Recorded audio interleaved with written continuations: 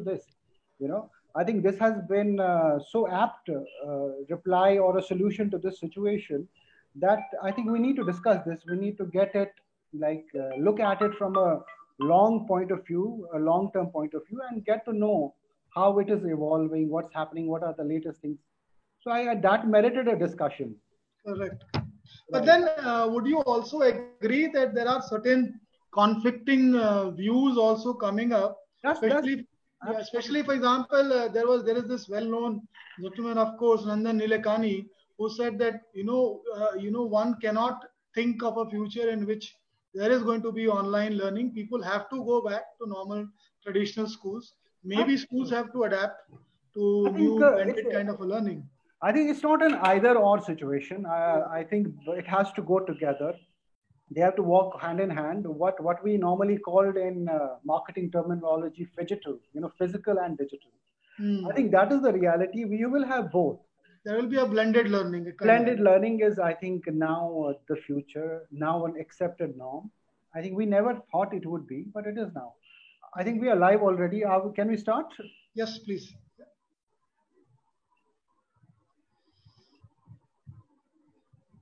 Hey, hi Udit. Good to see you after a long time. Hi. Yeah. Hi Gaurav. I am Nadeem here. Amar Nadeem from Hyderabad, Smart Schooling. Hey, hi Nadeem. Hi. If we can just quickly have a one-line introduction about all of us. Absolutely, I will be doing that. Hi.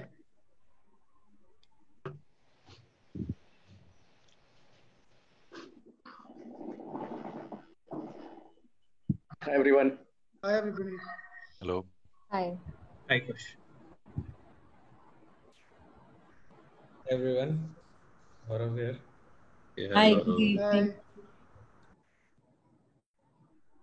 Hi Gaurav. You can see you on your screen. Same here. Nice to see you all. Hi Gaurav. Hi Gaurav. Nice to see you all. Yeah. Same here. Same here. Hi Balaji.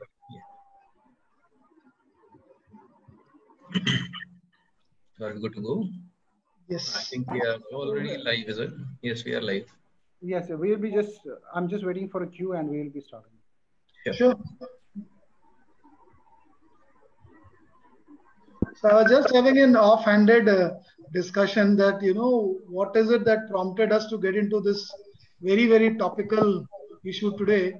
And also that there are lots of voices from the industry leaders, but are we really sure?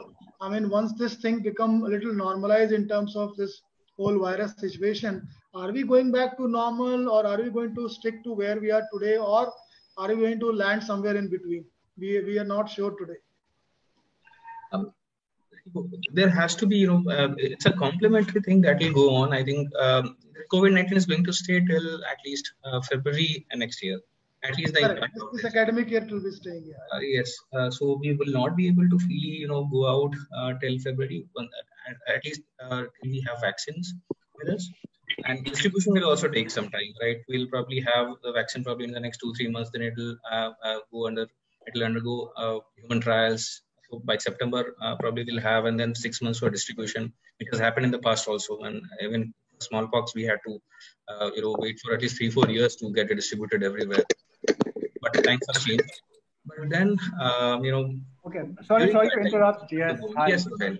I'm sorry to interrupt. Welcome everyone. We will just start, and we have a couple of people who will be joining us, but we will still begin. I would start by welcoming all of you to this wonderful panel today. The topic is enhancing the user experience in online education through quality digital content and delivery. And I have a very eclectic, a huge list of panelists with me today. I'm so fortunate to be listening to all of you. I'll just introduce quickly one by one. I have Pajwal Sinha, co-founder Amigos. We have Poonam Singh Jamwal, Director, Extra Marks Education India Private Limited.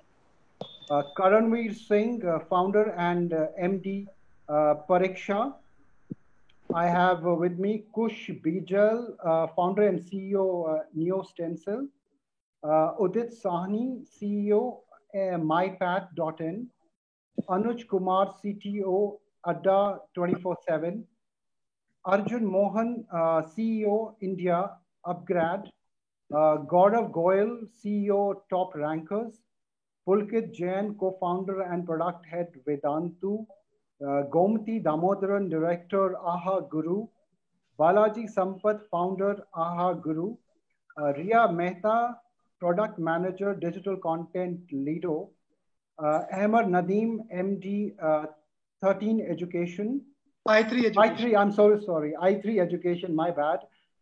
Ashwin Rao, Sales Director, India, Limelight Networks, and will be joined by Charles, oh, he's here, Mr. Cross, Senior Product Marketing Manager, Limelight Network.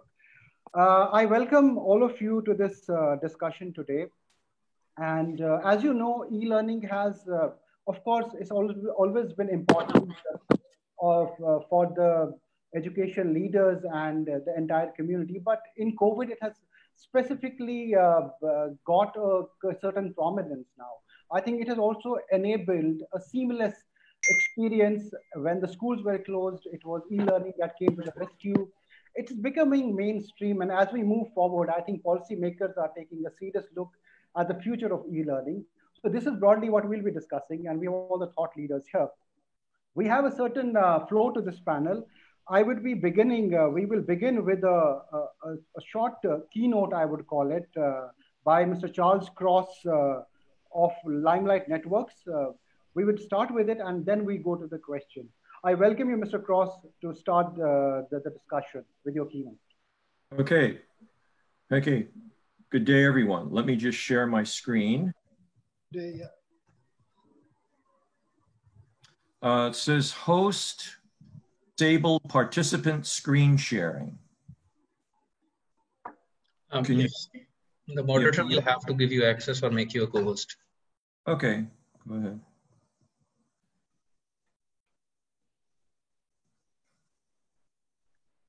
Okay, now? Not yet. A tech team is just doing it. Okay. Just have to right click on his name and make him a co-host. He'll be able to share. That should not be an issue. Okay. Being done once.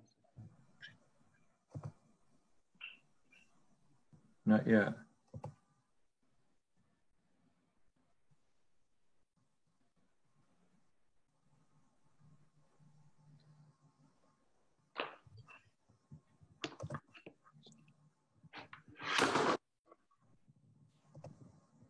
It's still not. So folks, while Charles is working with with Exchange for Media in terms of organizing the video, I just wanted to kind of break the awkward silence here and just say hi to everyone. It's a pleasure having you all. You're obviously esteemed leaders in your own, backyards. Limelight, just to give you a quick introduction, and Charles is going to talk a lot about it in detail. I'm more of an eavesdropper on this call. I'm the guy who's going to sit silently and kind of listen to all the industry feedback, the product feedback about how you guys are enabling your students, your consumers in terms of making the e-learning experience better. And then, we can open that up to the presentation with, I think Charles is ready right now. So I just wanted to say hi, welcome everyone from my side as well. Thank you so much. And I look forward to talking to all of you. Yeah, I'm still getting the message host has disabled screen sharing. So. Okay. So well, can we start in the meantime, with some points that you have while the tech guy is starting? Yes. Sure. So I'm going to just put the screen in front of me and I'll just start talking. Let me know when I can share. Sure. So one of the things I want to talk about is every year, multiple times a year, Limelight does surveys of consumers about their habits with watching video and generally digital lifestyles. And this spring, we decided to make a change in what we do. So we took the survey and we made it about the pandemic and about the new habits. And we discovered a lot of interesting things about the different types of uses of video, the big increases in demand, certainly for online education. And I'm going to use a sort of a broad definition of online learning. It's not just schools and universities, but it's extended to many different activities that people use. Certainly a massive switch to working at home, and learning has involved now such things as workout classes, people learning to play a musical instrument, or improving their hobbies and so forth. So we haven't released the survey publicly, not for another week, but I was allowed to share just some data on specific to India that I'll share. And it's just sort of a little bit of a teaser so that when the full report comes out, you want to read it. But India is always an outlier when we do these 10 country surveys. So we survey countries in Asia Pacific, North and South America, Europe, and so forth. And people in India tend to use video more than people in any other countries. So for example, just video-based platforms. So 86% of the consumers that we surveyed in India said that they expect a big increase in the use of video platforms, not only now, but even after the pandemic abates, that they'll continue to do that. 93% of them are actually already using learning of all sorts, taking a language class, musical instrument, school children. So that's practically everybody in the population. And things like online fitness, 82% people who generally take either exercise classes and maybe go to a gym now are doing that online. So before we go further, what I want to do is talk about a couple of case studies from countries in India. So one is an e-learning company, Topper. They're based in Mumbai, and they offer a comprehensive after-school learning program for K through 12 students. So they currently have 2.5 million student users who are using their platform for taking exams and learning. And so the challenges they have were, one is they had a rapid growth to get to 2.5 million students, and they have a total of 8,000 video classes in their library. And they want to improve the user experience. So users use any kind of device, mobile devices, tablets, PCs, and they want to make sure they can have a great user experience on all of them. And they want to deliver videos as fast as possible. So when someone goes online and requests a video, it's delivered quickly.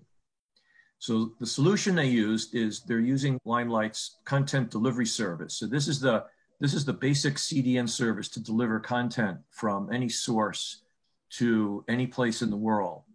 And also something that the CDN has is storage. So the 8,000 different lesson videos are stored in CDN storage. And the reason they do that is for very fast access. So when somebody requests a video, the request doesn't have to go to the Topper platform. It's delivered directly out of the CDN. Charles, so, you can show the screen now. I can share the screen? Oh, that's great. Let me try that. Aha. Works. Beautiful. Okay, now does everybody see the screen? Yes. Yes. Okay. So the benefits for, in fact, let me put it into slideshow mode. Here we go. So the results that they have is now they're able to upload, store, and deliver these 8,000 videos without any rebuffering. They come up fast because they're stored in Origin storage, and they have very responsive customer support. So we have 24/7, 365 help. Another one, this is not in India, this is a French company, Coach Guitar. Coach Guitar. So a different type of use. I think there's some now we're getting a feedback. No, it's fine. It's fine. You can start now. It's okay? Yeah, it's okay. Okay. Okay. So this is music lessons, again, another popular thing that's come up. So this is learning to play guitar online. And again, they had similar growth problems. Suddenly, 40,000 downloads per day. They're expanding into new markets, and they need storage for the library. So pretty similar, they're using content delivery and storage. And again, now they have very good user experience. The videos come up fast, lots of good technical support. So it's, two good examples of a type of e-learning that's going on. So what we've seen, of the impact of this is, one thing is prime time has shifted. The times people watch video and use it is different from prime time before. It can be during the day. Mr. Cross, I just want to interrupt. There's a little thing with the audio. There's a disturbance here. Little bit of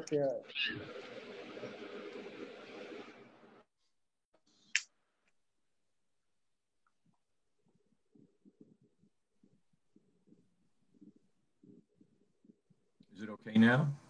Yes, sounds better. Yeah. Okay, yes, so it's feedback loop. So one of the things happened is traffic patterns have changed, and it's unpredictable. So as a global network, we're seeing very new behaviors and demands around the world in different regions for when people want to watch video. And generally the total amount has increased almost 50% around the world, everywhere. So far, global networks are doing a good job delivering all this. I am really sorry to interrupt again. Can I request everyone to mute their microphones? I think that is the reason. Then only we would be able to hear, Mr. Cross well. Everyone. Yeah, that's a good point. Yes, yeah. If you want to ask questions, you can unmute, but if everybody mutes. Yes. I think that is the thing. Yes, sir, please continue. Yes. Okay, thank you.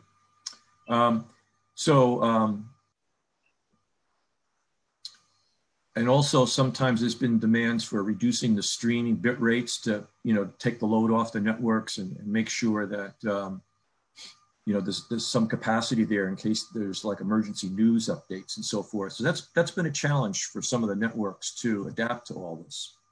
So just a little bit about Limelight, what we do. It's basically 4 basic businesses.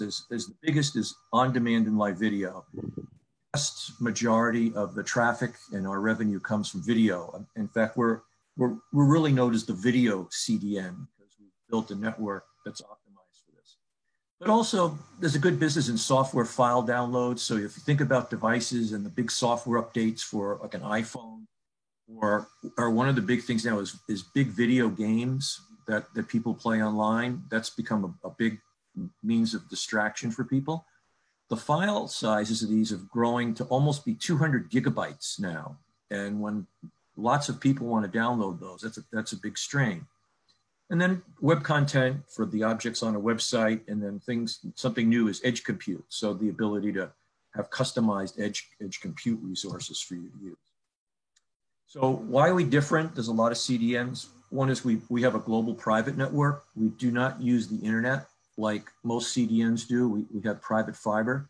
So this enables us to have control over how we route traffic. So for video, we have a quality of service enabled network. So we route our traffic through high priority queues and around congestion points. And all our servers are big, powerful new servers with all solid state drives, which is important for video, so it's fast. And lots of capacity. So we handle 4K, and we know 8K videos coming, soon, mostly next year. So, some of the challenges we have is, how do you add capacity? So there's several ways to do it. One is increase the number of POPs to cover more locations. Another is increase the number of links to connect them, and also add capacity at each POP. And then being intelligently utilizing the infrastructure. So things like dynamic load balancing, to add redundancies, so we use multiple paths. We use what we call cap checks. When we do big live events, we make sure we have paths with a lot of bandwidth linked up and ready to go, so we can take really high demands on this. We can serve streams from multiple regions, so we spread the load out. And the most important thing is network engineers in the network operating center are there for every live event, managing the traffic, looking at the network, and doing any engineering they need to do during the whole event to make sure it's running properly. So I just want to show a few typical workflows. This is the main on-demand and live workflow. So whether you're doing a live or on-demand, it's very simple. We just ingest either RTMP or MP4 streams from the content owners. We do everything automatic in the network in terms of transcoding, transmuxing to get them to the correct format for any device. This is working with device detection. So whether you have a tablet or a laptop or a PC or a game console, anything you're watching video on, from the requests, we know exactly what the device is, what format the video has to be in. We know about the screen size. So all this formatting of is it HLS, is it dash, and what the screen resolution is all taken care of automatically. And that's a typical workflow. The other is some of the very large companies like Amazon or Hulu, these very big, Netflix, they do their own transcoding and transmuxing, and they just deliver packaged video to us for distribution.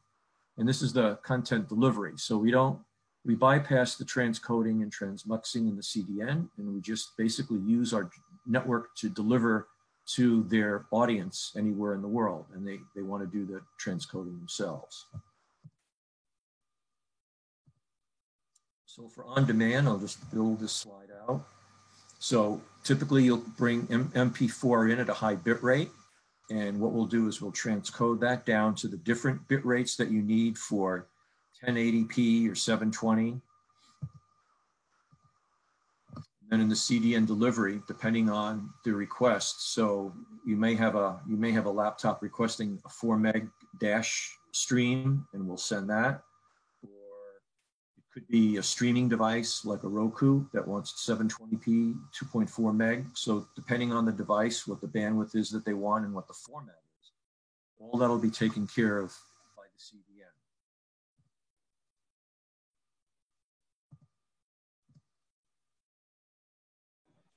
Sorry, your voice is, Charles, you're fading away. Yeah. My voice is fading away. Maybe I'll talk. Now it's fine. Is that better if I talk louder? Okay.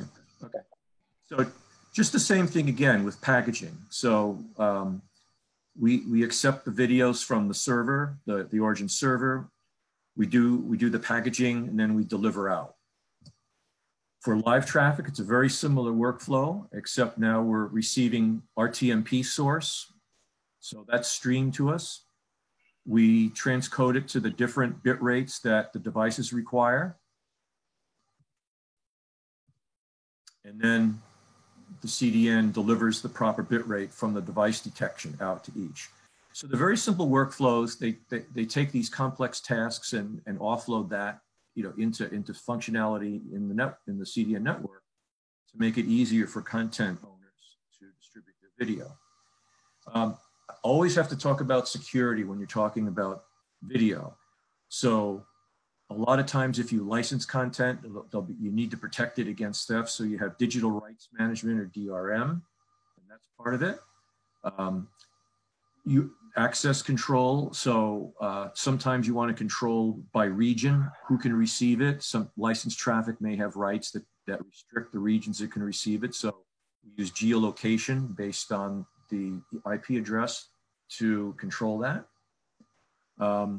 Things like HTTPS, so globally, so you encrypt the video traffic when you send it. And then just on the infrastructure, you want to have DDoS attack protection and web application firewall protection so that the website's always available. So all of these services we're talking about are all part of what's in the CDN that can be used when you deliver video. For web application firewall, this is very critical because where DDoS attack are trying to shut down access to the network, WAF attacks are going after like personal data, either to steal consumers' private information, credit card numbers, things like that. And so you need to have protection against that. And these are combined with bot management, so you know good bots and bad bots. So the idea is detection nodes through the network to detect and block these attacks fast, so that there's no attacks, but to do it in a way that does not impact performance. So we have a way of looking at the traffic without impacting the performance by having a lot of detection nodes in the network. And you want to do protection across all channels. So it's not just the websites, but you want to protect mobile applications and you want to protect APIs. So these services are working across all these channels. Bot detection, there's good bots and bad bots. We all know that the internet wouldn't work without good bots to do the searching and scanning and finding out how to locate content. Google does this all the time so that it can make an index of where everything is located for you, and those are all good bots. You use it to measure performance of your network and how your website's operating. But there's also bad bots that are getting very sophisticated now. They can detect them. They're very human-like in the way they spoof mouse movements and so forth, so they're harder to detect. And they're the ones that are trying to get in to steal private data and so forth, or and involve money transfers and try to do that kind of theft. So the bot detection capabilities really have to include what we call these new fourth generation human-like bots and detect them. So all of these services are available in the security suite that we have.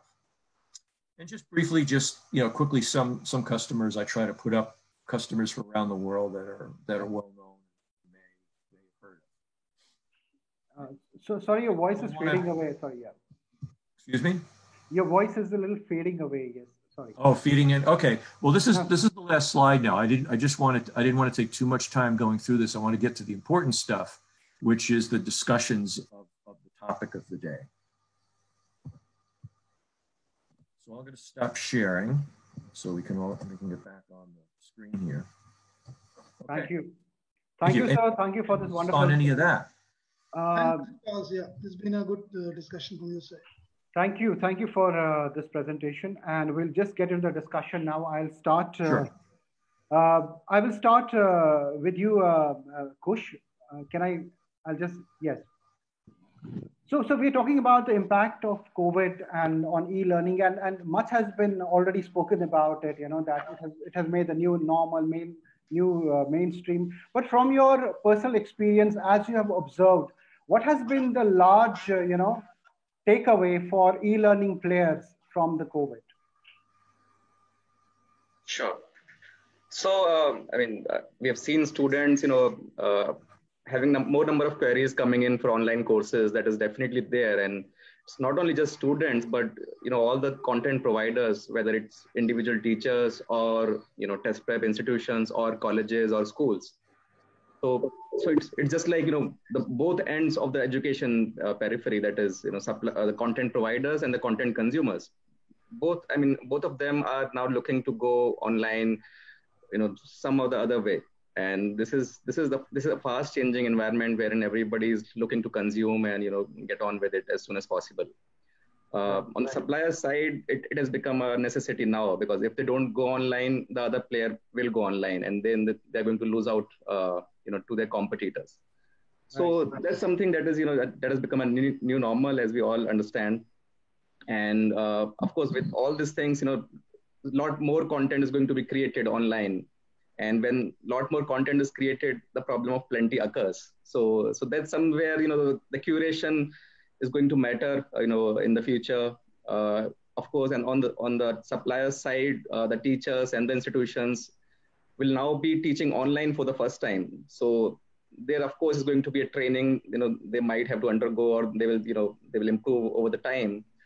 So those are the few, initial challenges that the suppliers, the content providers are going to face initially.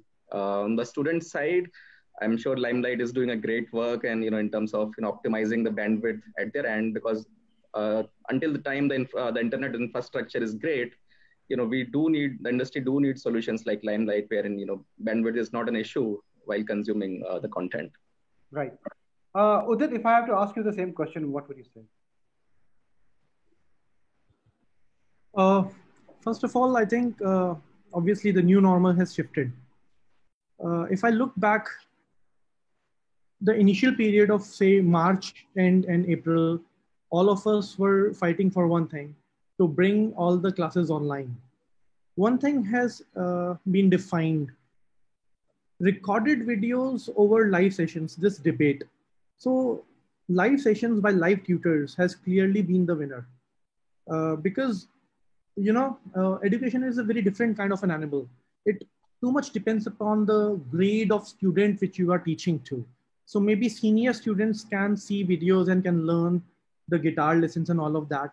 However, children going to schools, you have to have a teacher hand-holding the students. So the recorded lessons practically will be helpful only if I can see as a student the recording of the session I attended to.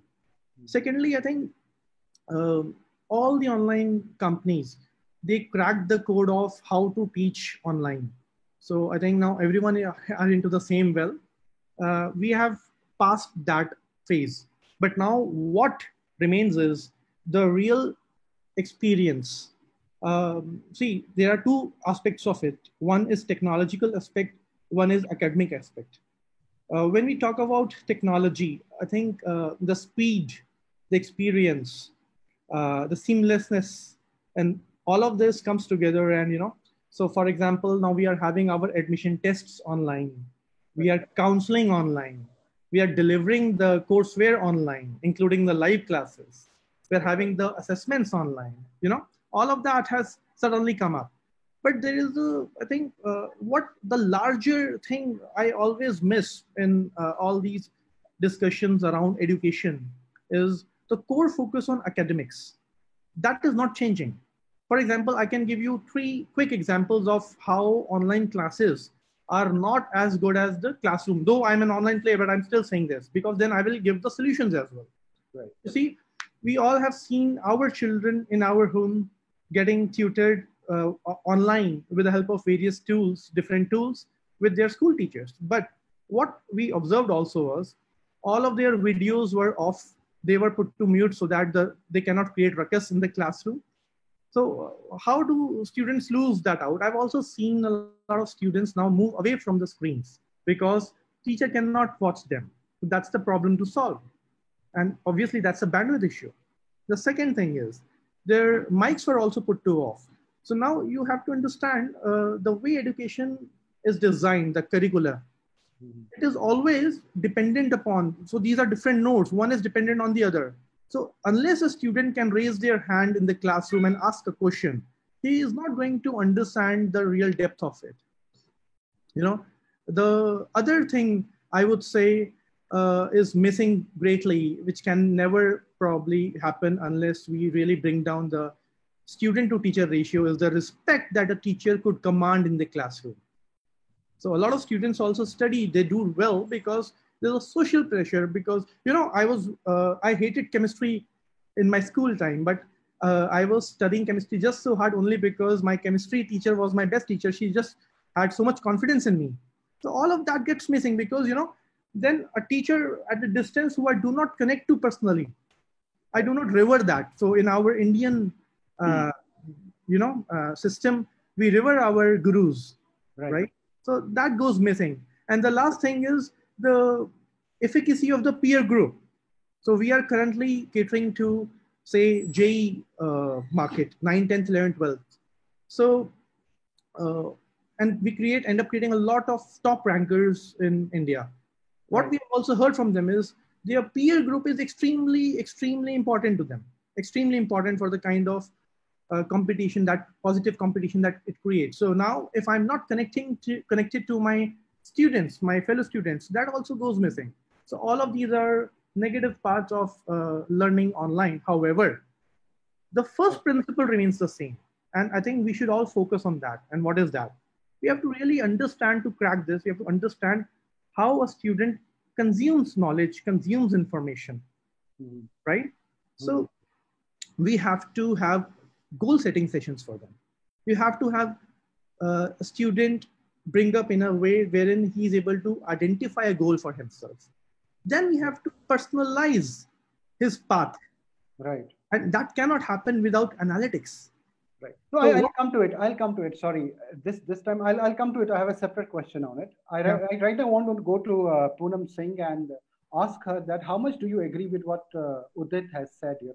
Virtual gurus. I mean, we have. Do we can we recreate the same atmosphere that the school gives us? I mean, What are your learnings from the COVID experience?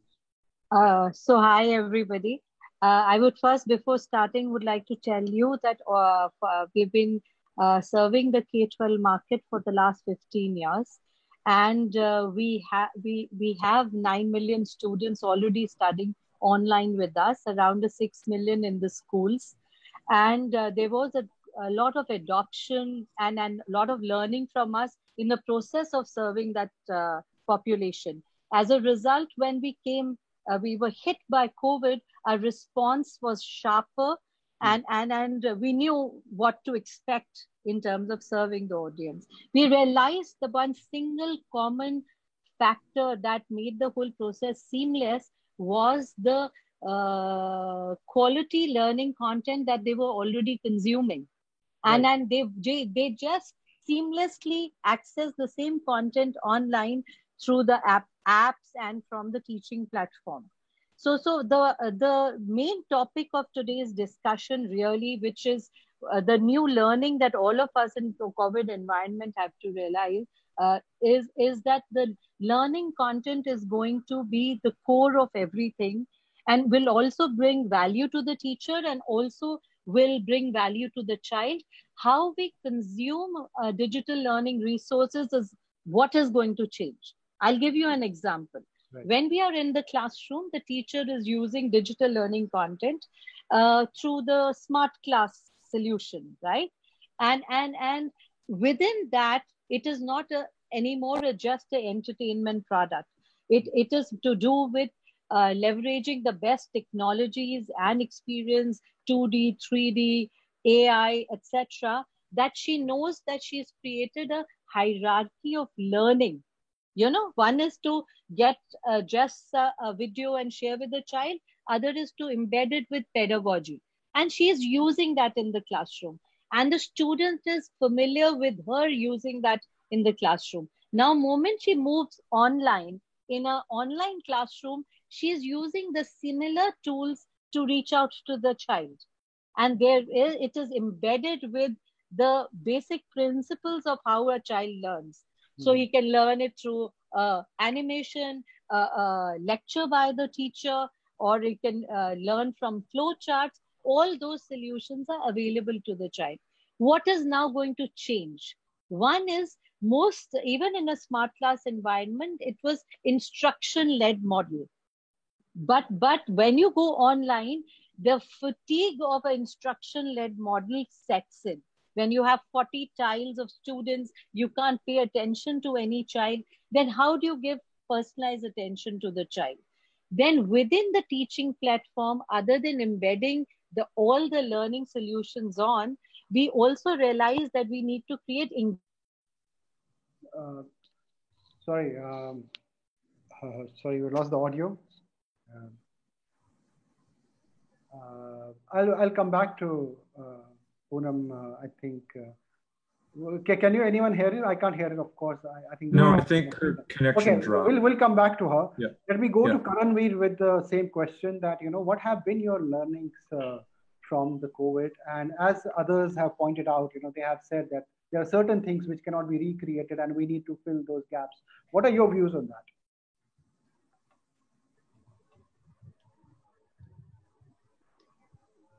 Yes. Can you hear me, Karanveer? Yes, I can. I'm sorry, my microphone was on mute. No, sorry. So thank you for having me here. Hello everyone, I'm Karan Singh. I am the founder of Pariksha. So we cater to a very, very different market. Pariksha is primarily meant for Bharat. We are vernacular in nature, and today we serve over 2.5 million users across 11 states and 6 languages. What we have experienced is that generally, if you look at Bharat population and if you look at the students as well as the educational institutions there, most of them, they are run by the traditional mindsets. Whether it is students or whether it is teachers, they were earlier averse to adopting technology. But suddenly what has happened is because of the COVID, all the schools, coaching institutes, everything is shut. And whether it is the coaching institute owners or whether it is, what I mean by coaching institute owners is, it is for Charles. So Charles, we have private tutors here in India who will help you prepare for these exams. So whether it is these educational institutions or whether it is the student, suddenly they were forced to adopt technology. And once they were forced to adopt technology, they realized that a better or maybe at par experience can be delivered with the help of technology. So the kind of experience Udit was talking about, probably this is more prevalent in the urban India where you have a student-teacher ratio. But if you look at the rural India, which is Bharat, there is no concept of student-teacher ratio there. In one class, you'll find 500 people sitting there. There are no desks, only chairs. You have to keep your notebook on your lap and you keep taking down notes. In 500 students, I doubt anybody can have the courage to raise their hand and say, I did not understand this. So that kind of interactive was missing there. What we have experienced is that suddenly, because technology also offers you this anonymity, you can be anywhere. Nobody's going to laugh at you. You can still raise your hand and you can ask a question. So we have seen people hooking onto the platform now, and the education institutions also realizing that a much better experience or at par experience can be delivered at maybe 1/4 or 1/5 of the price. Was I the only one who stepped out? We lost the connection in between, but I will. So I started, yes, with the next question, but I'll come back to you. Okay. All right. Yes. So yes, our learning, Rohil, our learning has been very, very different. Our learning is very positive in the sense that the entire landscape, whether it is the students or whether it is the teachers or the education institutions, all of them are openly adopting technology now. Right. I want to come to you, Anuj. Yes, Anuj, I want to come to you. Okay, I thought I'll just complete my thought because it got stuck. Okay. So I just wanted to just conclude with the thing that the connecting factor would be a learning content really. And now we have to start looking at learning content as a self-learning tool instead of the school books, because school books are actually going to get redundant. And the learning content would be in terms of digital solutions, etc., that the child learns himself and uses the teacher interaction more like a tutorial rather than an instruction model.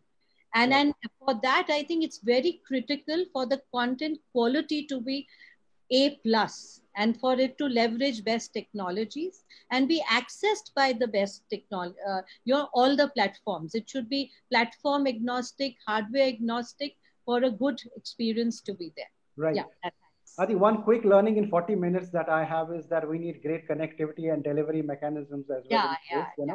Very critical part of this. 100%. Great content, yes. I want to come to you, Anuj, and ask you that e-learning, when it comes to e-learning, do you think this surge was unexpected, and how did you meet the demand? There was no time to think around, it was like so quick a strategy needed. How did you adjust to it and kind of, brought out the content and, reached out to all the people? Yeah, hi everyone. So I'm representing Adda here. So I think very great question here. So for technology, actually, and I think at this particular time, what happened is that everybody saw that surge and kind of a number of people who are coming online and getting the education or looking for the education content, right? So I think important part is that for the technology, everything needs to be ready, right? You cannot think of that someday you would be like getting the traffic and then you'll be preparing yourself for like this kind of a situation, right?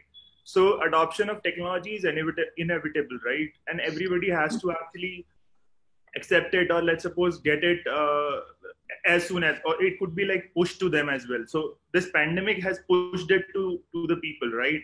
But if you'll talk about the online digital players, they have to be kind of ready with the scalability, with the technology platforms, all the infrastructure which could actually cater to this kind of a situation. So I would say that being ready is the very important part to actually overcome problems which you could see at this kind of a situation. Right. Yeah, that is a reason within a month, surprisingly, we could onboard 2 million children within a month. Right. And if that readiness wasn't there, scalability wouldn't have been possible. So that's absolutely. I want to go to Arjun with the same question that, there was little time to strategize and adjust and all of that. And yet, e-learning has become so effective, such a great alternative. What have been your learnings at UpGrad, if you could tell us? Yeah, so so I moved from K-12 into higher ed, bang in the middle of the lockdown. So I joined UpGrad on 1st April, and I've been working from home ever since then. Yeah, but it's been interesting. I'm sure that none of us, we have been facing a lot of challenges throughout our life, especially in the last 5-10 years. You had demonetization, you had the whole NBFC crisis. Every time the market gets affected, some of the other things. But this has been, I would say, unprecedented. So many changes, not only on the demand side, but also on the supply side. Like nobody knew what will happen. Every day is a new one. So first and foremost thing is that, see, typically, how do you solve a problem? You solve a problem by looking at the data, right? You look at what happened past year this time. You look at what happened past quarter this time. Problem today is there is no history to check. Every day is new. So the only thing you can do is what is happening now. What happened 2 hours ago? How is the consumer behavior changing? So that's the first and foremost thing. It's been only about now, what is the consumer doing? So very simple. You keep the consumer at the center of your universe. Your product, your strategy, your delivery, your marketing, everything should be around that person on what his current needs is, what his fears are, what his aspiration are, so on and so forth. So, I don't need to tell this, but every edtech company in the country, may it be K-12, higher ed, whatever it is, saw a 5 to 6 times growth in traffic everywhere. And everyone knew this was an opportunity. A lot of fence sitters were there who never really believed in online. It was an opportunity to really show them. People who had confidence in their product, they were told that, okay, fine, why don't you check out my product for free? Because I have the confidence that you would love the product and then you will come on board today or someday. At least I've given you to see. So this is what literally everyone did. Somebody who had a good product was able to retain. Others, we are seeing what is happening today. So what typically has been happening, and I'm not speaking for UpGrad alone, I'm speaking for a complete edtech, 5 to 6 times the top of the funnel has gone up. Upper funnel, like the traffic has gone up. But the revenue is where the problem is, right? Finally, all of us survive on that revenue part. So for there, what I have observed, and this is what most of the people have told me also, is that the customer sales cycle, the time taken by a customer to make a decision has really gone long. The customer is still thinking, okay, should I do it? This is uncertain. I don't know what will happen to my job, so on and so forth. So the organizations where I'm seeing who is really completing the loop are the ones who is just not able to take advantage of that traffic, but also having the right infrastructure and products to bring that conversion. So like the way, Udit said, for his market, his realization has been that needle mover is a live class. In case of my market, I have been very clear that I will give these things and ensure that the people are engaged. See, whatever said and done, education is a business, if I can use it, which always works. When people are doing well, they are ambitious, they want to do more and go up in life. When they are in trouble, they are looking at education to protect themselves from the issue which will come. So it has been completely about how well you have been able to do your sales and market it out to them by understanding their competence or their fears in their mind.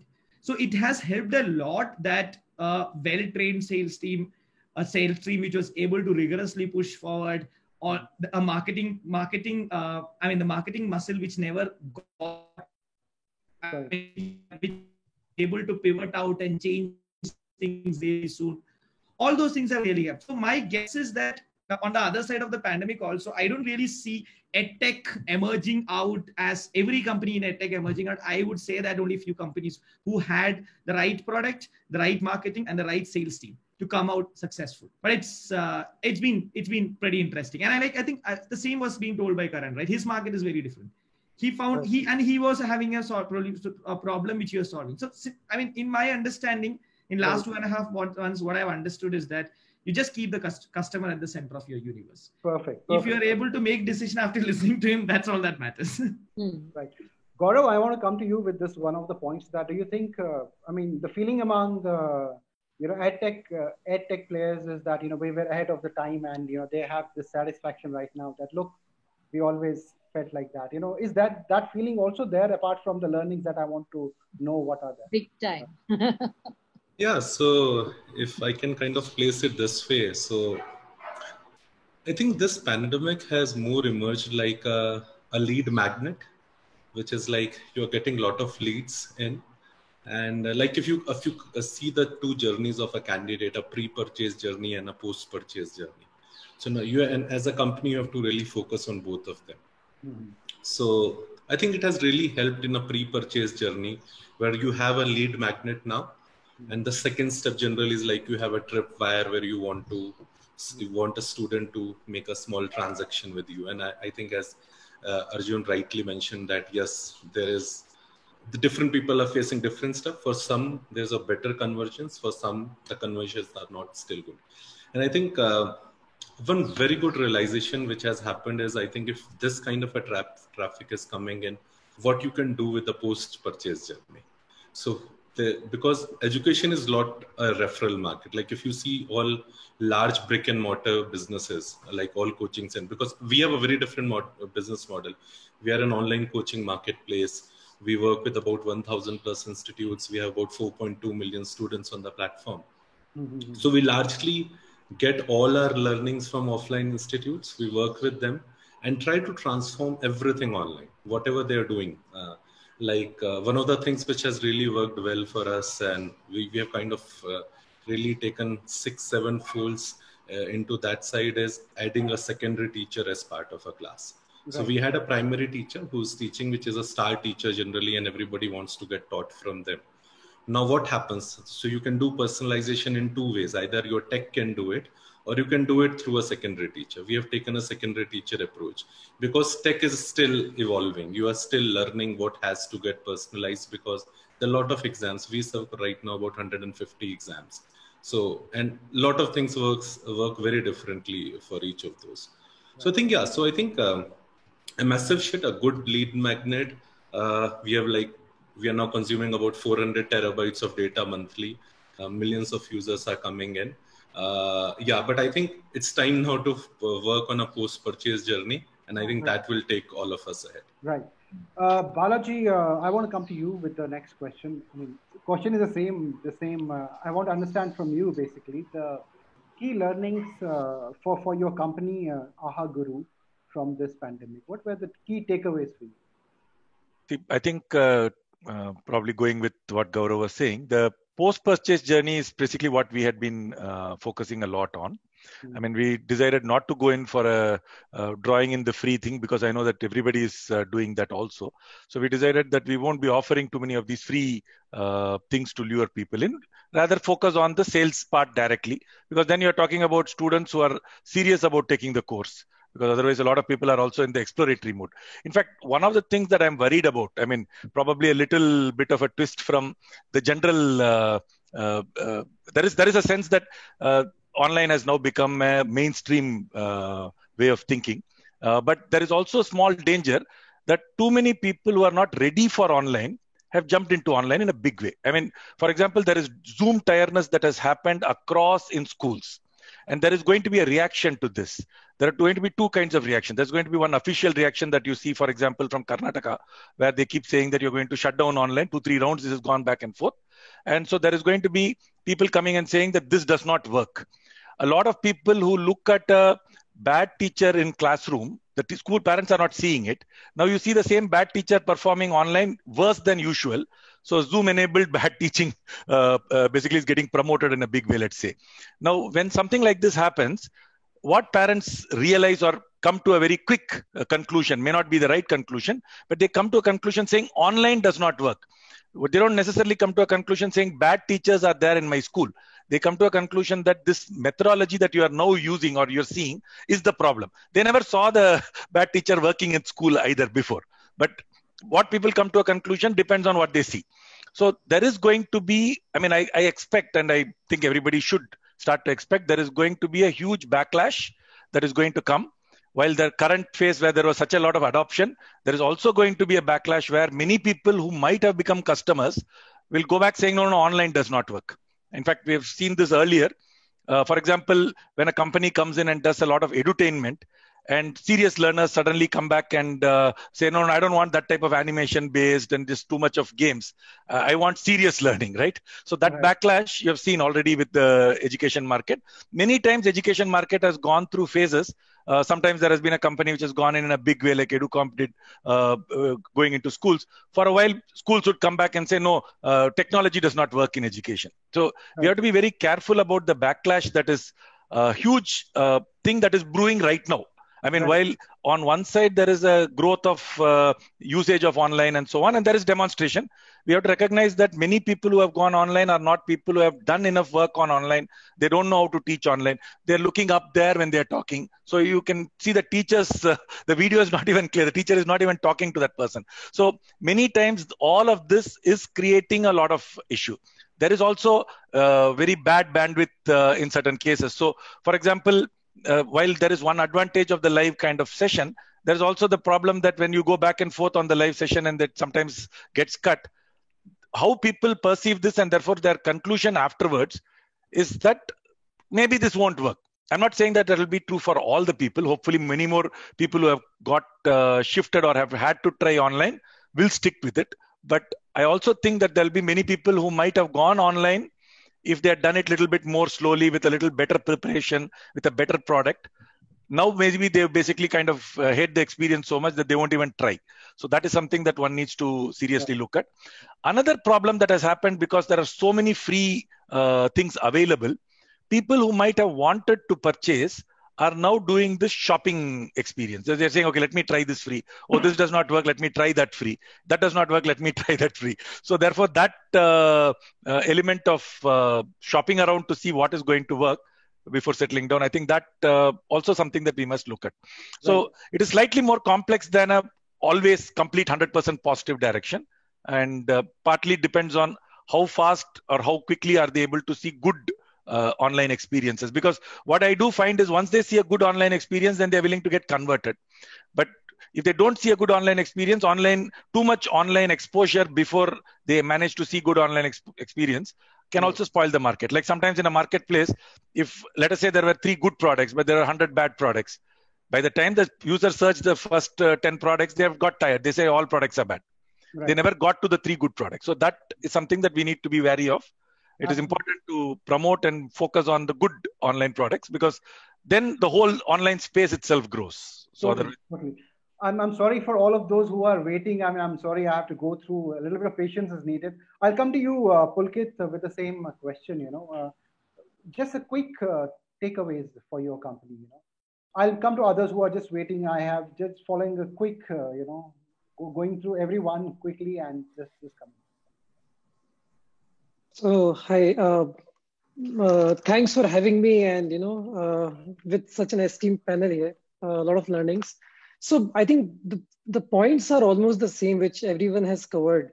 I've been in this journey for quite some time now, almost 15 years, from offline institution to online. We have been doing live online since 2014. So good to see that it's becoming a norm now. What we used to, it used to be a struggle to tell everyone in the ecosystem as well as parents that this is a valid and effective way of learning. But yeah, having said that, in my mind, this COVID definitely has short-circuited a lot of stuff, but education is a big, deep problem. And I think all of us together in EdTech, we need to do a lot of hard work to solve it in a way that we can provide predictable learning experiences at scale. So what I've learned is, doing things at a boutique level where, the scale is less is easier. But if you want to do things at a massive scale, keeping predictability of learning outcomes, which are mathematically measurable, right? Intact, is a tremendously challenging and tough problem, which all of us are together in. So I think a lot of innovations from all sides will emerge very fast now. So that's what we all are looking forward to here. Gomti, can you hear me? Some quick thoughts from you. Yeah, so I can hear. Thanks. I think what Balaji said actually covered it. So we do see a lot of children coming up here, and like they wanted to actually explore, but particularly like children from rural areas, they actually find it very difficult, and they want to get good. They don't want to miss out at the same time. At the same time, they want to learn something. So we had to be very clear. It's not. We should not be in a rush to actually offer them solutions, because most of the time that will also backfire our product, this thing, because they may not be ready to actually consume the product. Right. So Ahaguru has been like very clear on, like, if we feel like for this particular section of children it is not going to help them out, so we tell them, okay, it is not going to help you out, and it should not. Because a lot of times what happens is in schools and other places, they try to actually like take something out and like give it to the students in a hurry, which is actually not a good thing, because finally they end up getting a very bad learning experience. Right. So we have actually conducted free sessions for school children, so that actually really like a lot of children like the courses and all. But that was completely like we have done for almost 40 to 50 schools, but still we were very particular to do it in the tier 1 and tier 2 cities, and we have not explored to tier 3 because we are not very clear whether that content will be suitable for those students. So when, as an edtech player, we should be clear, because our product may not be suitable for all the students. Right, right. Prajwal, if I come to you with the same question, a quick thought. See, what I believe is that what we have recently seen is that reaching out to different people, different sector has become easier because of the online education. While right now somebody is sitting in a small village can actually go ahead and watch videos by Vedantu, by Upgrad, MyPad. So we have been able to reach out to the depths of India. But then obviously, and a lot of credit goes to the internet access that we have got. Probably India was made ready by Jio about 2-3 years ago, and for example, Limelight specializes in content delivery networks where the access has to be really good, right? So that they are able to view the videos very properly, right? So that's a very important point here. This is a separate question I have on that completely. Yes. But what we have also seen is that though the main education will not be right now we are in a phase. I think this is going to go back to an extent the way it was before. But this is going to take some time, probably till February. But when it comes to upskilling or preparing for competitive examinations, that's where online education will continue, and people will be able to adopt this a lot better than earlier. Right. Now they have gotten used to this. Right. This is my take on. Right. Ria, and then Mr. Ahmed, I want to come to you. Ria, I want to come to you first, your quick thoughts, and then I go to Mr. Ahmed. Yeah, sure. Thanks. So, I mean, I think everyone's kind of covered a lot of what the universal challenges would have been. I think in our case, the advantage that we have in the edtech space in general is, in a way, we are a solution to the COVID environment, right? Like your students can't go to school, like your students can't go to offline tuitions anymore. Like we have a ready to go solution, right? And I think with Lido, because we are a younger company, I think our challenges were a bit unique. Mostly because there were a lot of things on our roadmap that we had to kind of just push the pedal on as soon as we went into lockdown. So some of the challenges we faced were sort of with device compatibility. So kind of overnight having to ensure that we could provide solutions that were compatible across mobile devices, since students were not able to kind of access the tablets that we were selling anymore. We sell hardware along with our product as well. And then primarily just transitioning to a digital funnel entirely, right? So with marketing that came with kind of overnight, like having to roll out like a free version of our app on the App Store, so that we could give access to free content to students and then kind of use that as a sort of digital leads funnel. Right. From sales kind of moving to a digital model. We had a feet on the street model up until then, overnight having to kind of A/B test new digital models, and then trying to account for reduced purchasing power as well, right? So kind of trying to figure out how to create different variants of SKUs of our products that will enable customers to purchase our products without having to break the bank in a time when there was no income for a lot of families. So I think those are main the challenges that we've been seeing. Emma, your quick thoughts.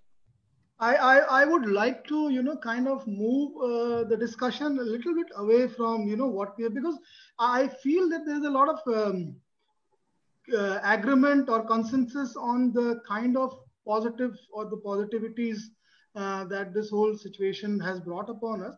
But let me start with, putting across a very conventional wisdom that has been there today, that what demonetization did for digital payments, COVID did for, digital education. We also need to understand one thing is that while we are talking about the students and the ecosystem in general, we also need to understand that this has always been the case for the past 1 or 2 years. We have been moving towards it slowly, but surely we have been moving towards more and more, digital or online, students taking online classes, etc. The fact remains is, of course, COVID has increased the pace, the kind of, people coming on boarding and all that. But at the same time, I think we have missed out two very, very important, stakeholding, which was never there as part of the general ecosystem. One was the teacher. And the second was the students, which are, and both of them have typical problems, which are like, first of all, there's a digital divide. You have schools and students and teachers who are in metros, who have access to all these kinds of infrastructure, as well as, digital courses and all kinds of resources available. But at the same time, out of 32 crore students, you have 30 crore students or 28 crore students who do not have access to either the proper infrastructure like devices, etc., or they do not know how to have that kind of a bandwidth, etc. Plus the teachers, when we talk about the teachers, as somebody rightly said earlier, I think Mr. Balaji said that earlier there was no focus on the teacher. She was an invisible part. But today when we talk to our teachers, the teachers are a very demotivated lot. One, because for a 4-hour class, she has to prepare for an 8-hour session. She has to prepare for 8 hours to have a 4-hour session. So, and then there is a parent sitting in front of her in a session. And then there's a lot of, things happening. And, there's a lot of demotivation there. The students are not able to properly understand. So, of course, there needs to be a blended learning, as I was probably saying in the beginning, that we will have to go back to blended learning, no doubt. But I think the major thing, or the major sector that will be affected by this whole thing would be probably the coaching tuition centers, because as more and more people move towards online learning and online coaching, these typical conventional offline coaching tuition centers, definitely they'll be affected.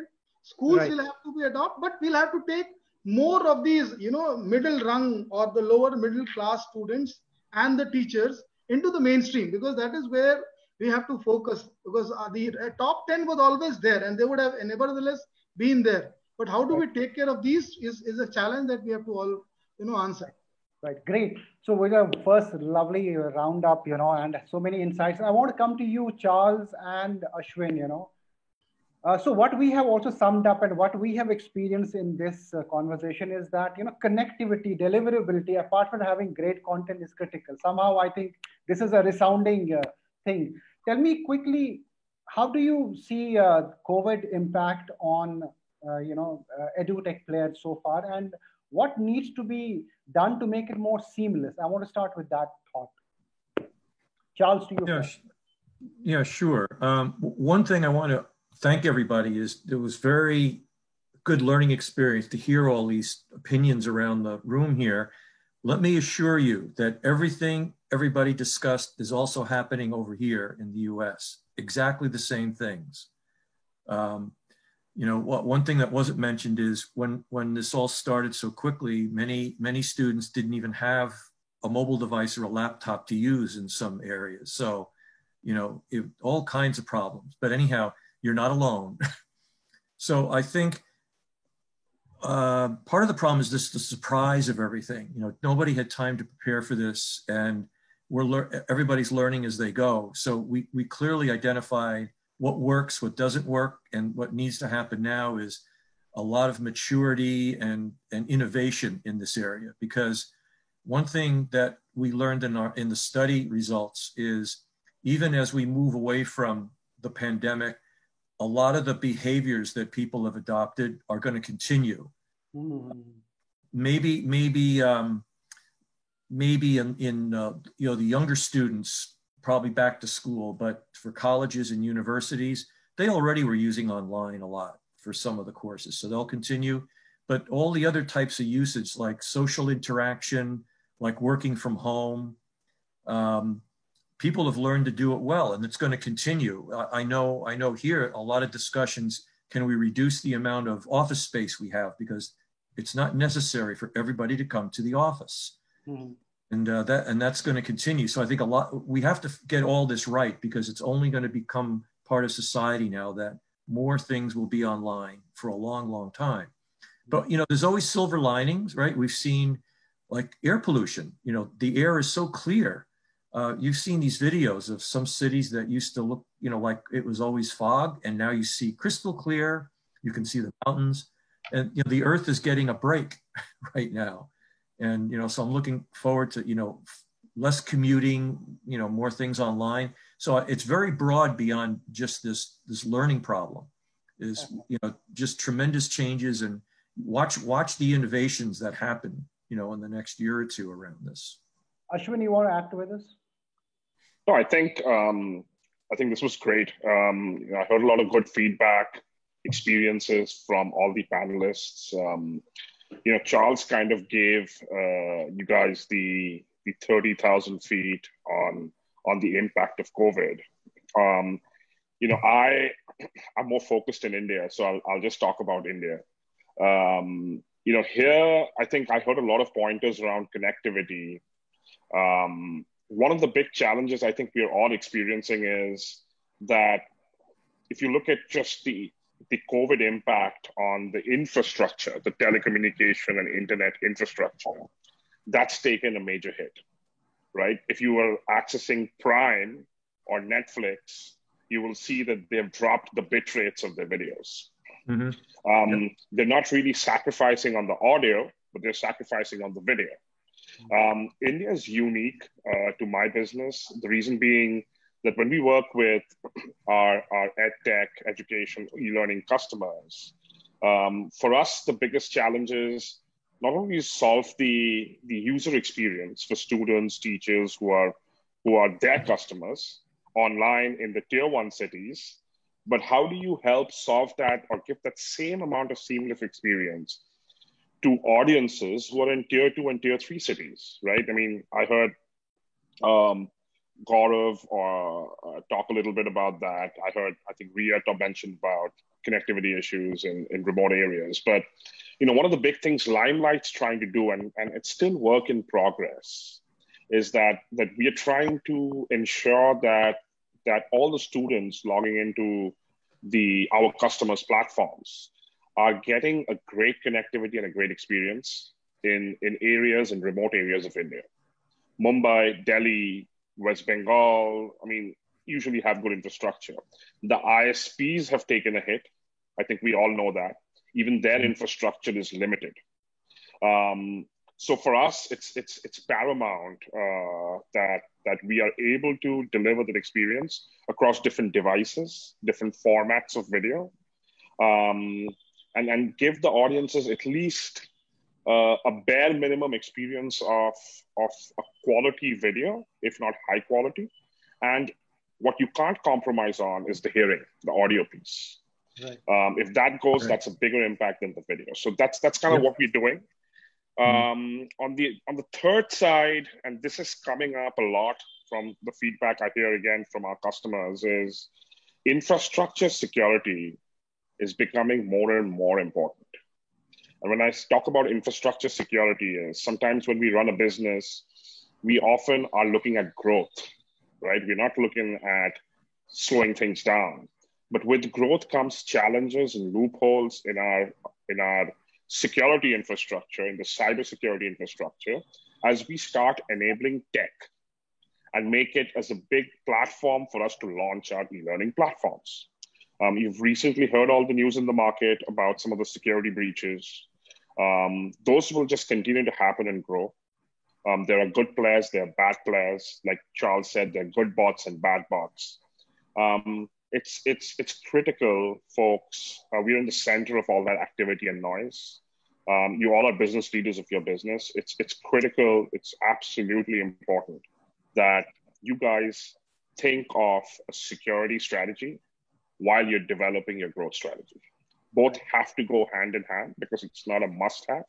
It's not a good to have. It's a must-have solution. So that's my 2 cents. Yeah, right. Thanks. Gaurav Toshinwal, I want to come to you. If you can hear me. Hey, yes, I can hear you. Okay, perfect. So this here is this, being a leader, a thought leader in the education space. Tell me, do you think there is a need gap? For example, e-learning, edutech players, for example, edutech player is the right word. They focused on creating content, but they never thought they would also have to deal with a point where infrastructure conversation will come, and we never thought the demand would surge the way it did. Do you think now the infrastructure part has come, vividly, a big point, something to deal with for all the content creators out there to deal with it? They have to somehow find a solution of putting this content across seamlessly. Do you think this is where it is headed now? Indeed, it is. I mean, the whole situation has forced a lot of people to do a lot of innovative and different things, especially all of us in EdTech. And that also presented a lot of challenges at the same time, since while, for example, we are trying to launch some new products, but at the same time we know that the infrastructure cannot take that much bandwidth to give us the latencies that we would ideally want. So I think from that point of view, yes, the landscape is the infrastructure itself is going to and the way the infrastructure grows is also going to play a huge role in that. And yeah. Right. Perfect. Udit, the same question to you. How are edutech players coming to terms with this, the extra stress on infrastructure? And in this webinar, a couple of times we had an audio thing. It's like technology is, because there's so much of demand on technology. How do we enable this? Is this a concern? What are you doing to address it? A lot of innovations I see happening from the technology standpoint. I think all of us are slowly moving and adopting CDN networks if we already were not there. So I think even for streaming our own videos, we are utilizing CDN networks. Many of us are doing this for the very first time. Right. And also seeing pricing challenges there. So a lot of, I think last month we had around maybe 50 terabytes of data consumed on our platform. Mm-hmm. And videos was not our primary source. It was only recorded videos getting watched over the network. Right. So yeah, we immediately had to move to a CDN, and so I think people are utilizing CDN now better than before. Right. Balaji, with the same question to you, and when we talk about that Bharat is consuming it, where network issues are already there, a quick 2-minute answer to this, how important is distribution in the whole game? And how are you making it more, kind of experiences more smooth, seamless? How are you enabling? See, basically, distribution is a huge part of this whole game. There's no question about it. And like, for example, many of the places that where we are working, we do, one is to look at cities where they already know how to access, they come online and so on. So there is really not much of a problem in terms of people accessing things in more elite schools, urban areas and so on. But when you go to small towns, when you work with villages and so on, there you have to look at the fact that first only access is mobile. Most of them don't even have an access to a laptop or something. So you have to basically make it available in a format. First of all, data is a big problem for many of them. So they have very limited data connectivity. So you have to look at content in a way where you can give like a small video, but a lot of text-based content that they can use, game-based things which can be downloaded, some of it offline, some of it online. So we had to develop a whole lot of technology things that, for example, now we have lots of kids who are in villages using our fractions course, our English math content, etc. And most of it is like little bit of online, a very small percentage that they would use online. A large part of it is downloaded onto their phone so they can use it offline. So you will need to do that kind of a combination to ensure that where connectivity is an issue, and it's going to be a big issue. Sometimes it's not just connectivity, data costs are important. So therefore, for many of these places, you will need to look at, and particularly if you're talking about Bharat and you're talking about rural areas, definitely there is going to be a huge issue of pricing, price point, data cost. All of that is going to play a big role in terms of access. We are now working, for example, with a lot of the rural schools, and very clearly live classes do not work there. I mean, I know that live classes make a difference when you're looking at urban areas. We have been doing that for several years now, and we know that that has a definite advantage in certain contexts. But when you go to places where the bandwidth is really low, it is very irritating for the child also to use live classes. So they're shifting, sometimes not even fully video, part video, part because the buffering will be too much. So you'll have to use part video, and you have to use a lot of, I would say, game text-based content, something that can be done on a phone or a app kind of thing makes a big difference. So. Perfect. I'm sorry, I'm just quickly going through this, 2 minutes to each panelist because we want to cover as much as possible. Poonam, I want to come to you with the same thought. Is distribution the big conversation for EdTech? It is, and it has been from the very early stage for us. We realized that connectivity is an issue in the country. Even in the urban areas, it is not fantastic. And when we bring learning content, it is rich media. So for that experience, we created a solution which was offline. The SD card driven embedded in the tablets, and that is available in the rural area or a far off area. We deliver our solutions even on a tab, though finally we feel the real penetration is on the cellular device, because having an app was very critical.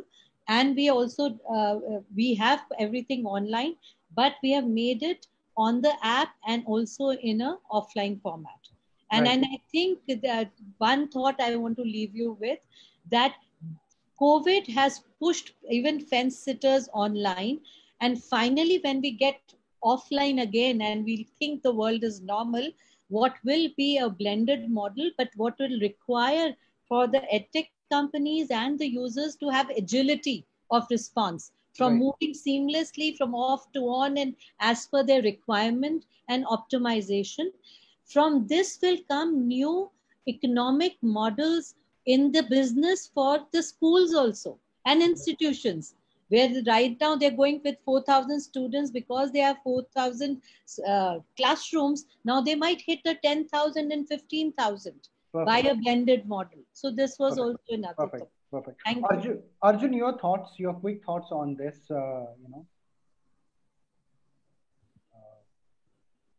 if you can hear me, Arjun.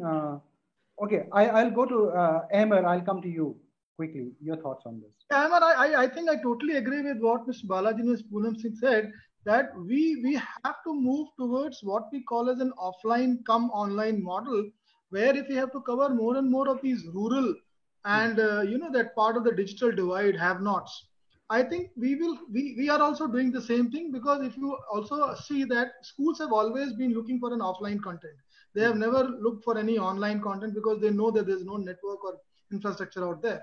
So even for the students, more and more students to come in, we have to create more and more offline content, so that ease of access and economies of kind of costing and all that, it helps them in terms of converting on this or covering on this. Ria, your thoughts on this? Hi. Yeah. So I think I think Balaji mentioned this. We do a lot of the same things where we have reduced reliance on video content, additional reliance on written content, activities, and stuff in the classroom. The challenge for us is providing offline content in a classroom and in a virtual classroom environment.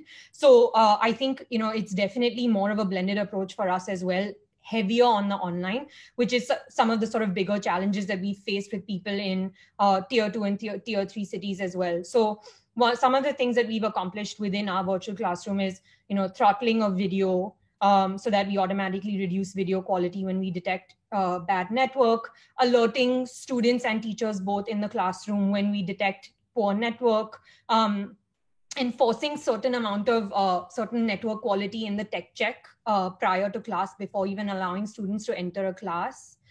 And then, at the end of the day, in the virtual classroom, always prioritizing audio over a video. So, when you kind of reach a point where video quality is like is too low to continue, we try to allow the audio feed to continue at least. Perfect. Karanveer, tell me about this magic of seamlessness. How is this happening, at your end? Sorry, your audio is muted. I think Balaji and Poonam, they have summed it well, that it has to be a mix of online and offline, a blended model, especially for Bharat, because connectivity there is much worse than what we experience here in urban area.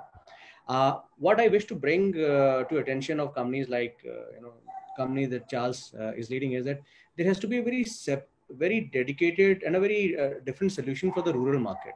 One of the mistakes that we end up making is that probably we think India as one market, but when you start going deep, you realize that each state is a very, very different market. So the solutions that you start building for India may not work for Bharat. Bharat is the rural part of our country. So for that, you'll have to have a very different kind of solution. I don't know if your organization today has some solution that can cater to that market. Second is slightly off the track, but I think a relevant point here.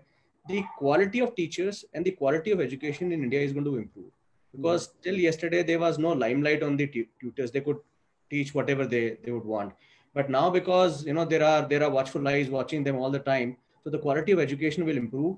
Long-term positive impact of COVID will slowly die down on K-12, but it will stay relevant for the coaching institutes, because schools will again open and teachers and students will be back in the physical environment.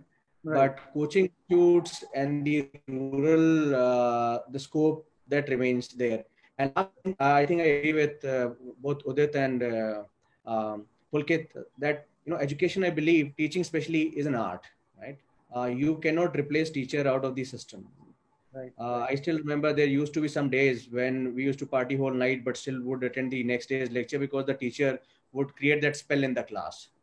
So a pure play video might not be able to create that impact. So you have to have live streaming classes, and for live streaming classes, you will require a very different kind of solution. Right. Kush, are you here? Okay. I'll come to you, Prajwal. Your thoughts on this.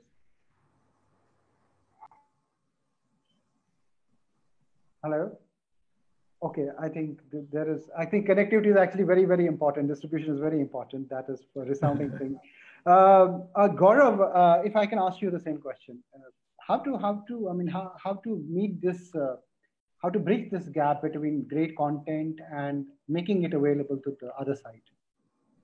Yes, so I think as all of us are mentioning about the need of right tech also in place, like if you look at, we have taken a slightly different approach because we knew that there was a connectivity issue. So all our live class, so we built our own tech for streaming the live classes. We don't use CDN for that. And we've been able to stream a live class for about 256 kbps. So we don't face now much of the challenge in terms of streaming a live class. Step 2, once a class is done, that goes recorded and that gets delivered through a CDN network. Right. Now, this is about the just a delivery part of it, so that everybody has an access to the content. And again, second part is about the customer success. Now, how will this candidate will become successful? Right. Okay, so at that side, I think it has to do a lot with how you structure your entire class. How does your curriculum follow? You have a live class, then you have an assessment.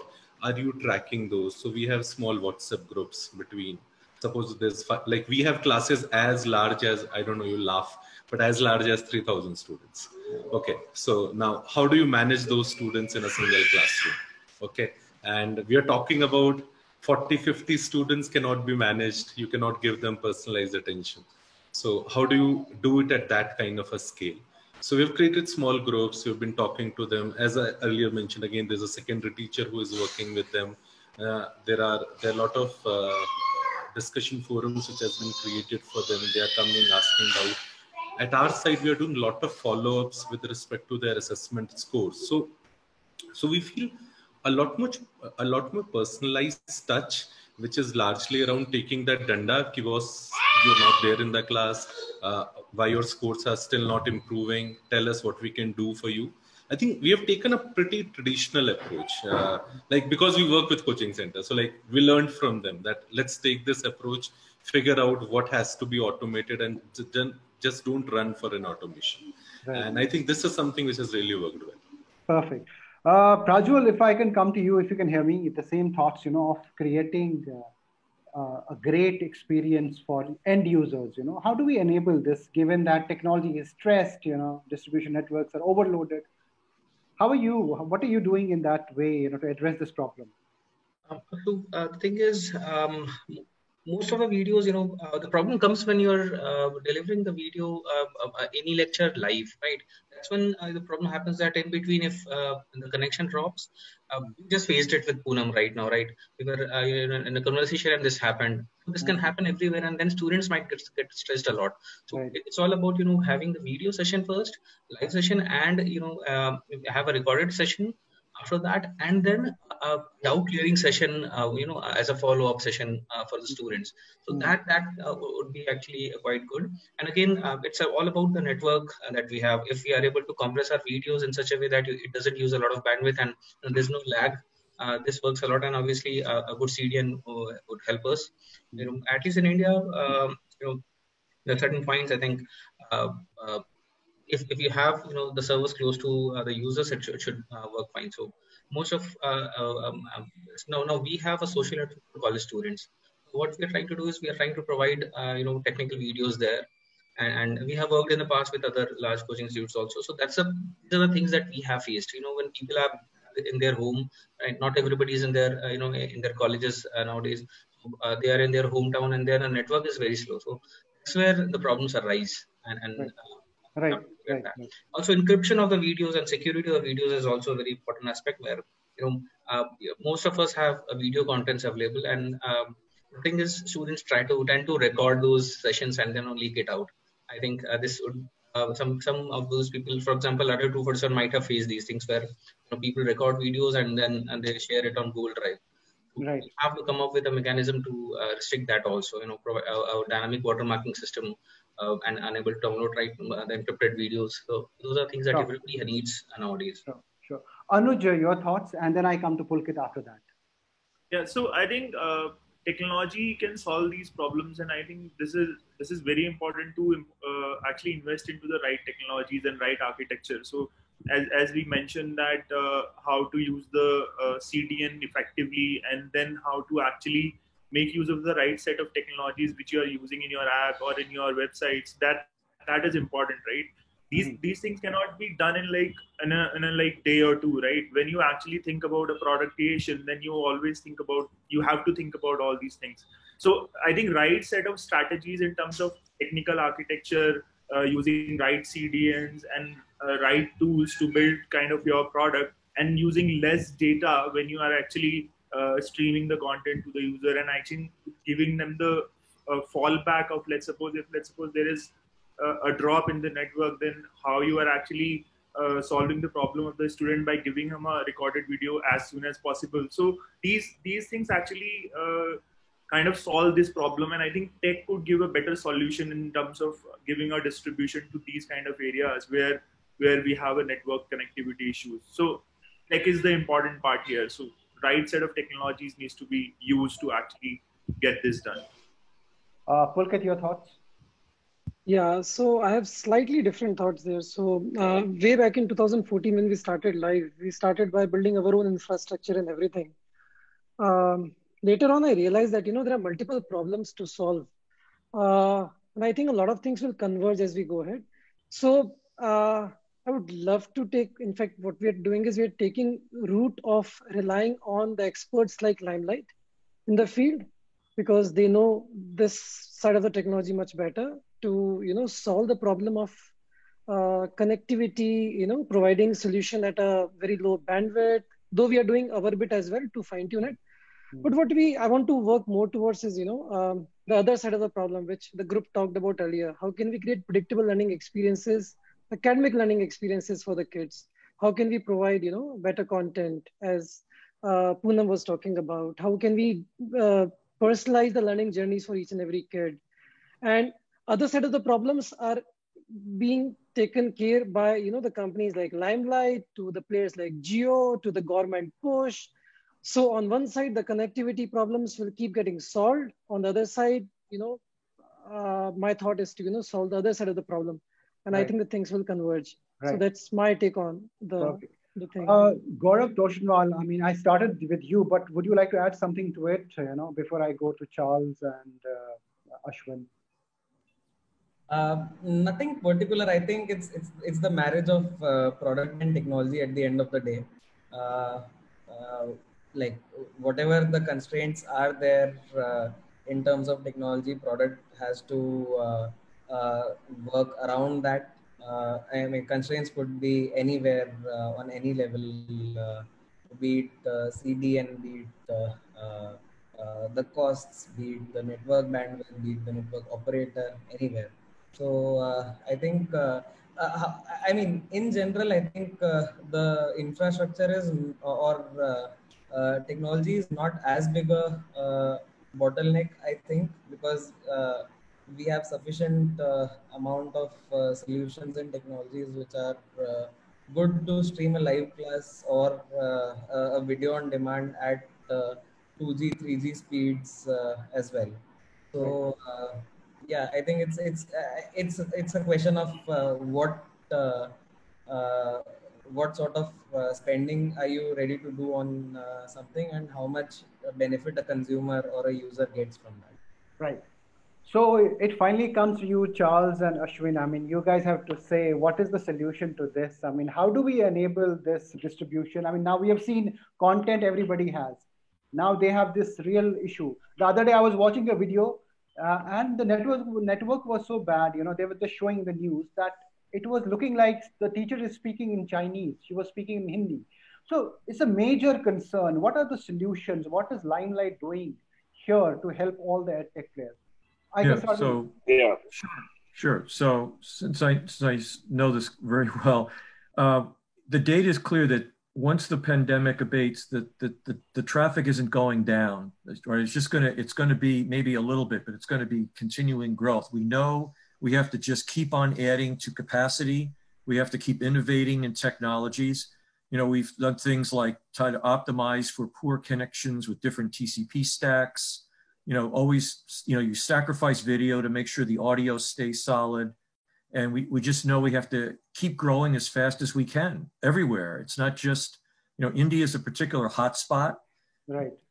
There's others in the world. We have to keep adding, and we're doing it. We have the plans and we have the support of the board to, keep expanding. It doesn't stop, and keep innovating on protocols and so forth to, solve these connectivity problems in rural areas. So if I want, one comment I want to make is we're using this tool, as we're talking about this, we see these issues with Zoom, and it's the same problem we all have. In December, Zoom was sort of a startup, and in December, Zoom had 10 million users. Today, they have 300 million users. That's pretty incredible that they were able to do it even this well in that short period of time, because it was very quick. It was sort of in February, 10 or 20 million users, and then within weeks it went over 100 million, and then another few weeks to 300 million. That the fact that they could even do that at all is pretty amazing to me.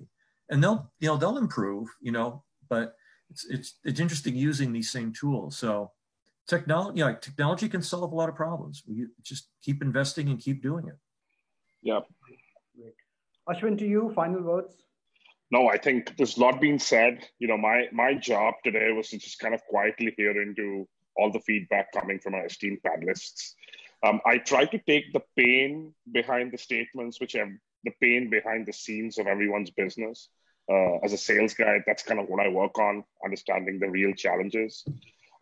my message to everyone is, there's lots of technology out there, just not Limelight. What you guys are good at is you understand your education business. Don't get your hands too dirty with technology. There are experts out there who are focused on solving those problems for you. So have some faith and trust on them, and they'll solve it. Keep growing and scaling your business, and let the rest do the rest. From an India perspective, we are focusing big time on tier 2 and tier 3 cities for our e-learning customers. Tier 1, of course, tier 1, but tier 2 and tier 3 cities is my mandate. How do we give our customers great user experience across different devices, different networks in smaller towns? Because that's the growth, that's the scale. And then we see also gaming coming in as a big factor in terms of user interactions, how you keep your users engaged online. That's becoming a part of the teaching paradigm.